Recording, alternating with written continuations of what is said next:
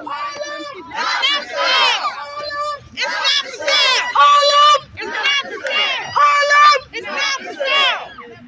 get it.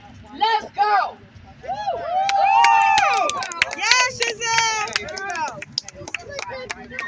Come on, Tanisha. Set it off. Come on, guys. Go get it. Set it off. All right.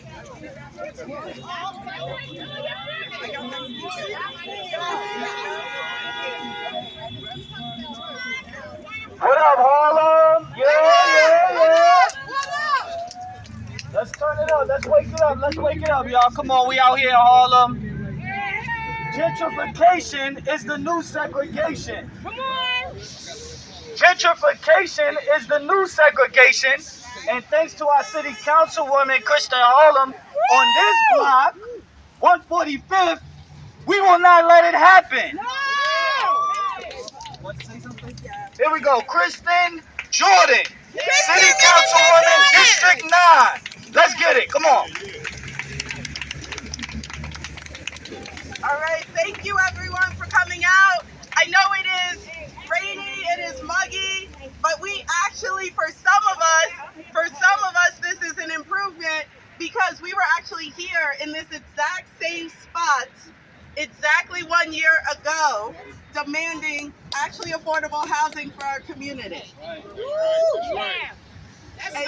And that day was January 3rd, which was my first official day as city council. All right. And also my birthday.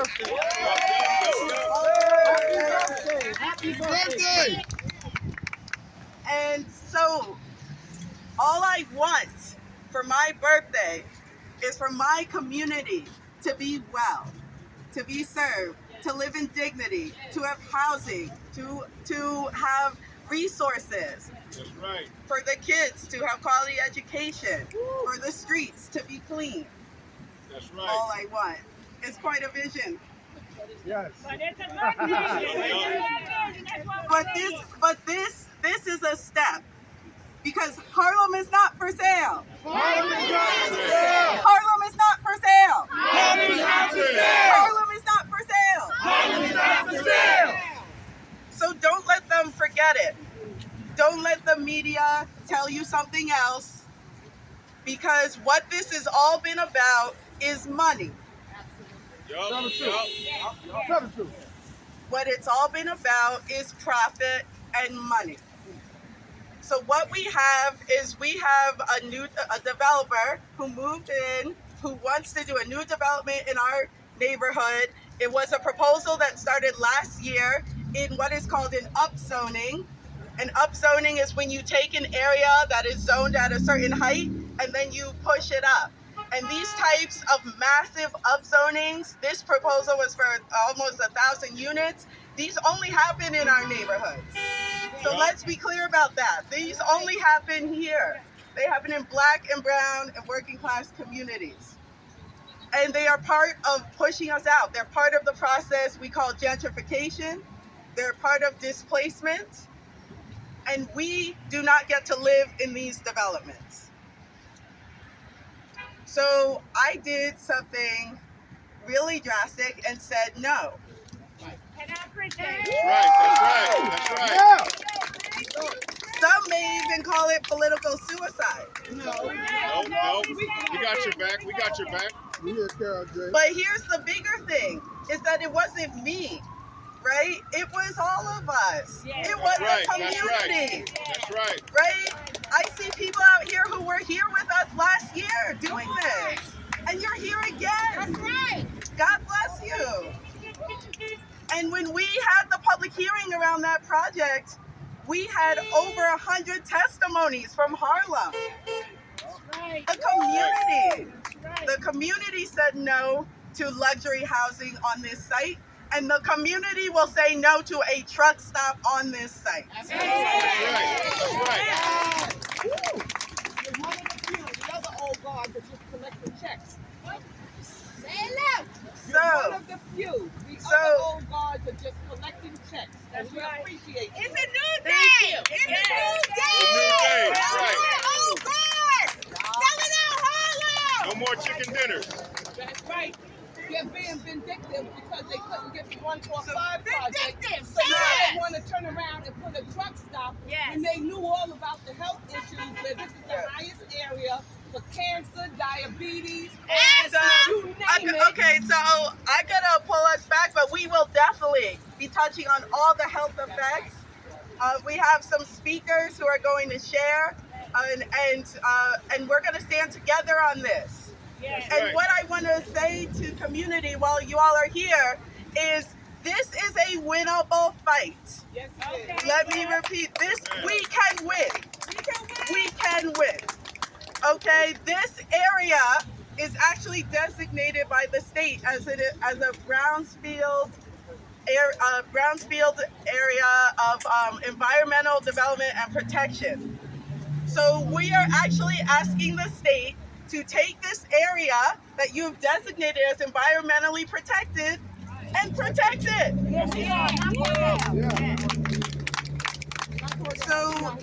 So we have circulating clipboards. I have some team members with petitions because what we're doing in our efforts to shut it down is saying that there should be no state licensing for an environmentally hazardous business in this environmentally protected area. So with that, I'm going to get to some of our speakers. And first up, I'm honored to bring up Pamela from We Act.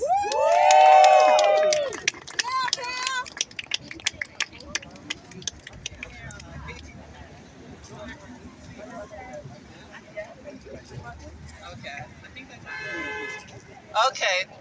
I want to thank everyone for being out here today. This is so beautiful that we're here protecting our community and what's ours. I'm going to give you a little background information. Low-income communities and communities of color have historically been burdened by disproportionate number of pollution generating facilities such as factories, power plants, bus depots, sewage plants, sewage treatment plants, highways. Does this sound familiar to you guys? Yes. Trucking centers. This inequitable siting has turned these communities into environmental sacrifice zones. Come on. That's right. That's right. Tell it. With the cumulative impacts of these multiple sources of pollution harming our residents, causing health impacts such as asthma, lung and heart disease, increased birth defects, and learning impairments. This community falls into that category, and we all know it because we live it. In fact, according to the New York City Department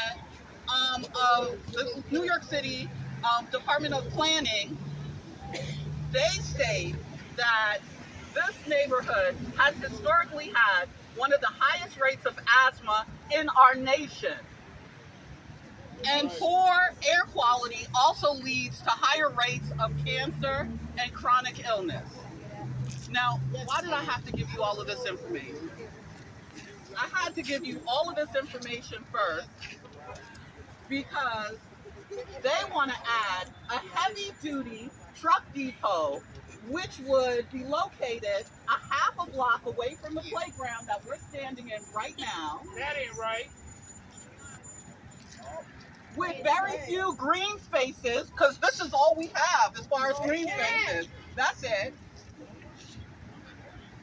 With already pollution burdening our community, emissions from this diesel truck company will be dangerous and will lead to higher rates of respiratory illness, heart disease, and premature death in our community. So this man doesn't care about what's going on with us. He's trying to make it seem like I have no other choice. There are tons of choices. We all want to meet with him. We know what the options are. He needs to bring himself here and have those discussions with us. This community is already burdened with their fair share of pollution, citing yet another source of dangerous pollutants in this community is an overt act of racism. We should never have to choose between being displaced by a developer or being poisoned by the developer.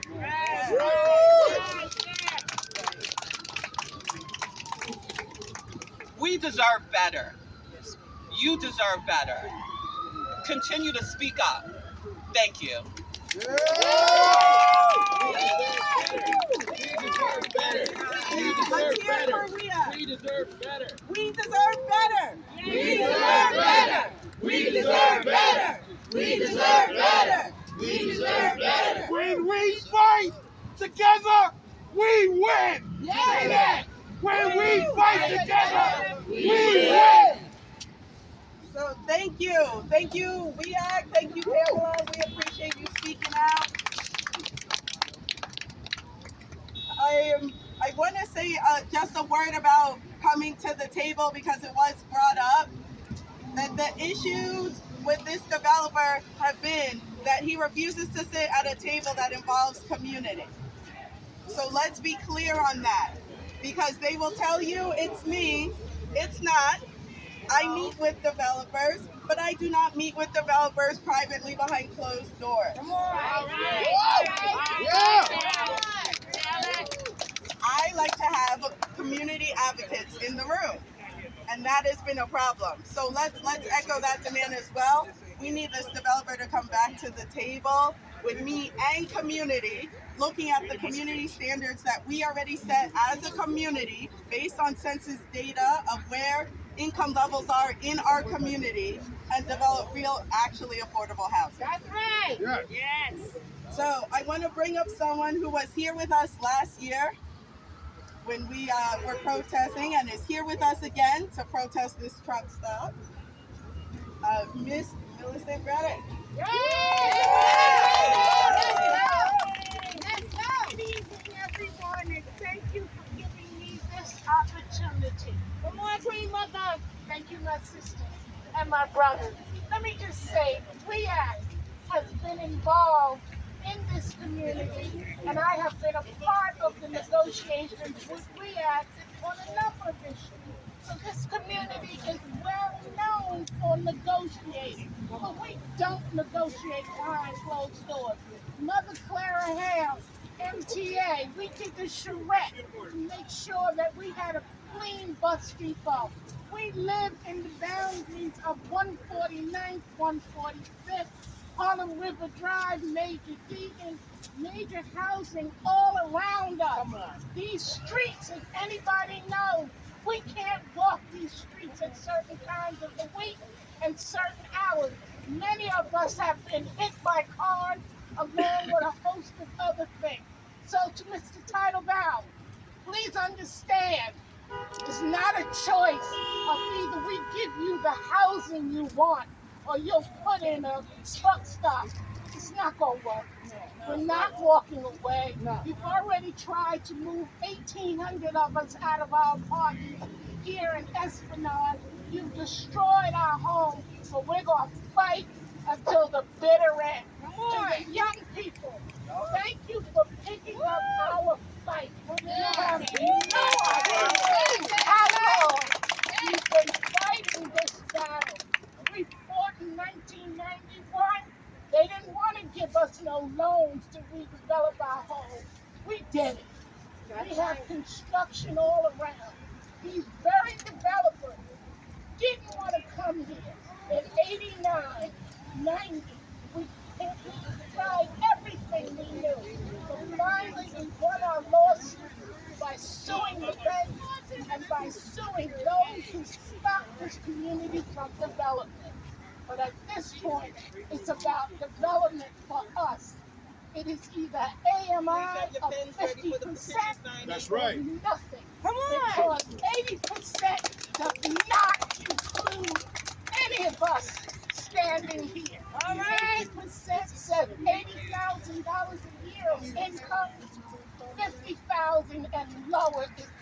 come up with people. It is insulting to think that you will offer us 25 units of housing for a family of 4 when you are building 900. Gotta come back to us with something better. It's criminal. Well, It's criminal. we are not gonna let you do anything, even if we have to lay down in the streets and say, no more. No more! No more!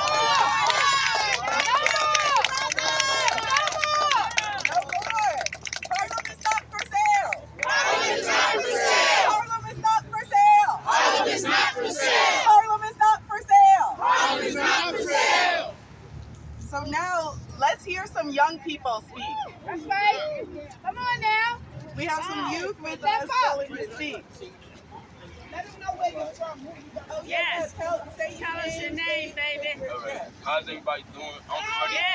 I'm Freddie from the Bronx. I represent TAG, and TAG is basically teaching the generation to not only come together for a cause, but to have a voice.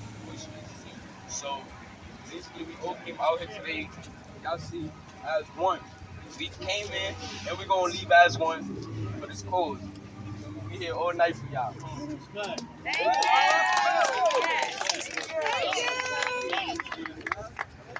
All right, lady.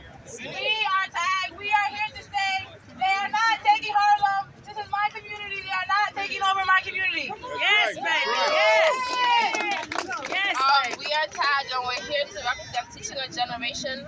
Our organization's goal is to fight against gun violence in the community. And we're here to protest for the community. Harlem is not for sale. Harlem is not for sale! Harlem is not for sale. Harlem is not for sale! We see you, young activists. Let's hear it. And listen, if you don't think there's a link, there is absolutely a link between violence prevention, gun violence, and housing. That's right. Because if we look at study after study after study, they show us how poverty incites crime Tell it. and violence. Right. So give us actual affordable quality housing for our community, give us resources, give us strength and support, and watch the violence drop. That's right.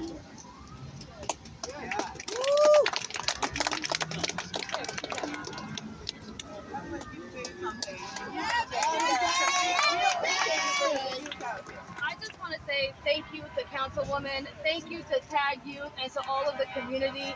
I think it's important, while this fight might not be for everybody, it might not affect everybody, we have to learn to fight one another's battles.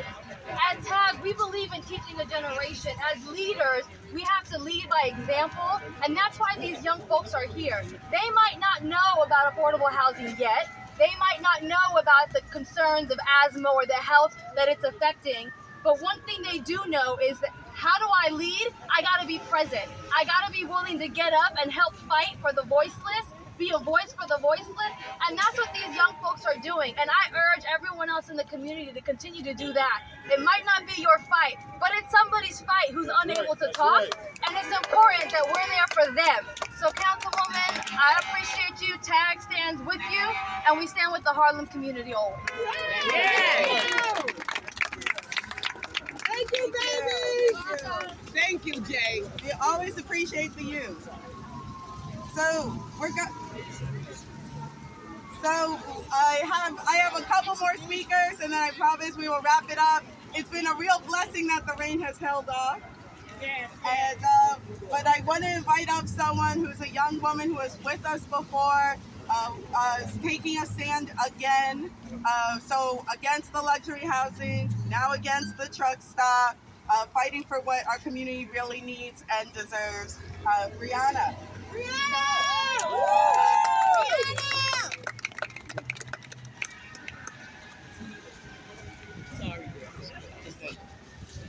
Can everyone hear me? Yes. Thank you.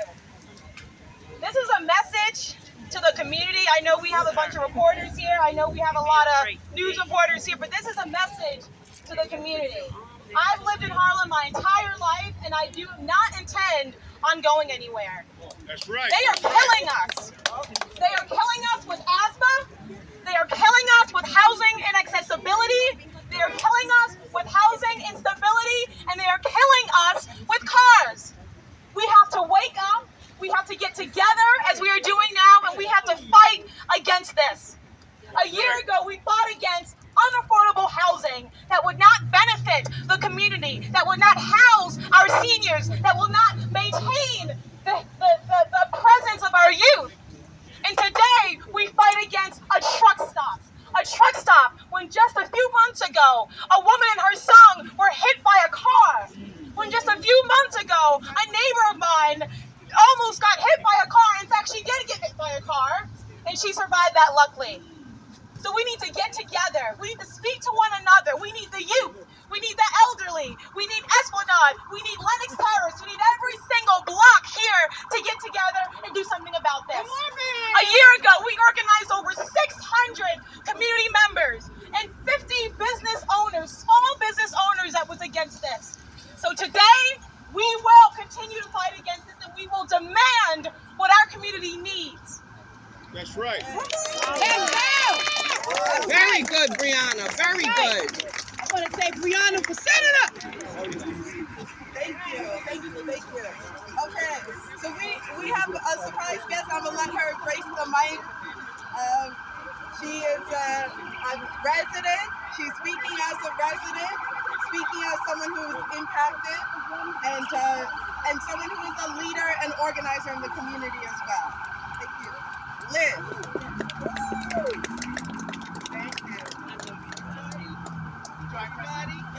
Hi, I'm speaking in terms of being a long-term resident of Harlem, and also I do some community work, volunteer, so I'm going to get involved as well in REACT for environmental justice. And one of the things that what really got to me, and I'm speaking as an individual, not in part of any organization, but just being a resident of Harlem. And this truck stop will be an environmental nightmare. We already have so many cars coming in from the Bronx, going down Lower Manhattan. We also have environmental problems in terms of the heat island effect that goes on. As you know, Harlem is the hottest point in New York City. So we also have to deal with that. We don't need additional. We just cleaned up, I know that REACT probably spoke about it, cleaned up the Mary Claire bus terminal. We also brought out some electric vehicles just to make sure that the environment in this community is going to be as clean and as safe as possible. So I am totally against it, again, as an individual and as a resident here in Harlem. We have to say no! Stand back! No! Speak out! Make sure your voice is heard. It's very important. And I thank you for this time. Thank you so much. Okay, so we have two more speakers for you all. I am excited to invite up the beautiful, magnificent Giselle Hearn. Come on! Hey, when I say people, you say power. People! Power! People! Power! People! Power! People! Power! Whose community? Our community! Whose community? Our community! We want affordable housing. We want low-income housing. We want housing with the amenities. We deserve this. Listen, title bond. You know what, dude? You came here trying to stroke the pen, talking about you're going to go green and all of this here. But how do you go from green to a truck stop, dude? How you do that? We have 19 shelters in our district alone. What is that telling you? We are tired of being experimented on. We are tired. We are tired of being not counted in, excluded. Exploited. We are tired. We are tired. terrible shame that we have to stand here on 145th Street, where this block used to be live with beautiful black bodies, just having a good time and living in peace.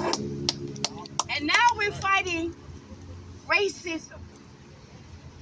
Yes. We are fighting racism. Yes. He's mad because we said no. That's right. Yes. And you cannot punish us with a truck stop. Right. This is what unity looks like. And I just want to let you know, at our next rally, our next protest, it's going to grow. Come on. We're going to have the people out here because this is the people's community. This is our block. That's right. All of them. And what we're asking for is actual affordable housing. It's not impossible. Charles Barron did it. Come on. Charles Barron did it. 100% affordable housing. 26 units. 2,600 units, people, in East New York. Brooklyn. So if Charles Barron can do it, if those developers can come and have a conversation for the decency and the integrity of that community, then the same thing can happen here. East New York is not. And we're asking that. We're asking that you treat us as human beings, that you help us to take care of our seniors, our babies. Come on. So that's all we want. We want you to come to the table and come correct with HPD. Come correct with some real affordable housing.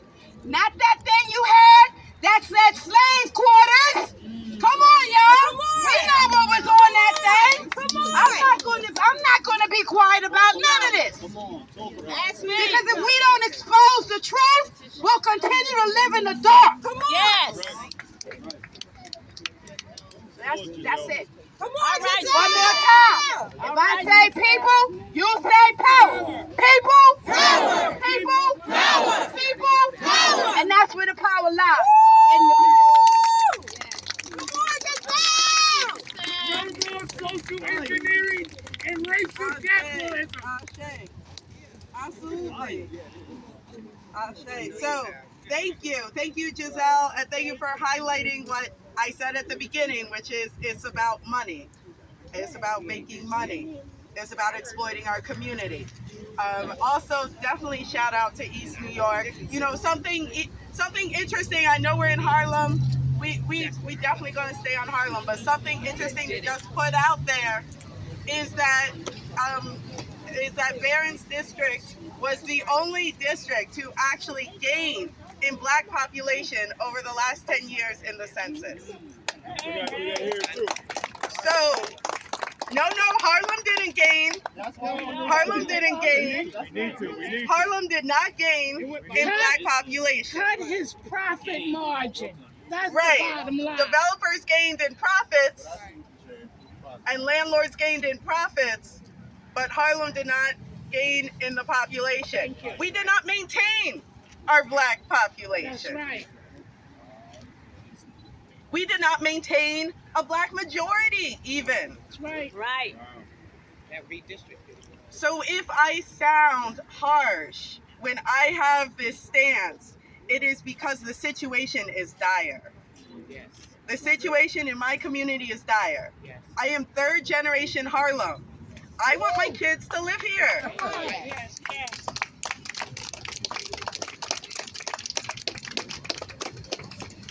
So with that, I'm going to lead us to our last speaker. Last but absolutely not least, you know we ended on a high. I have to bring in my sister in the struggle,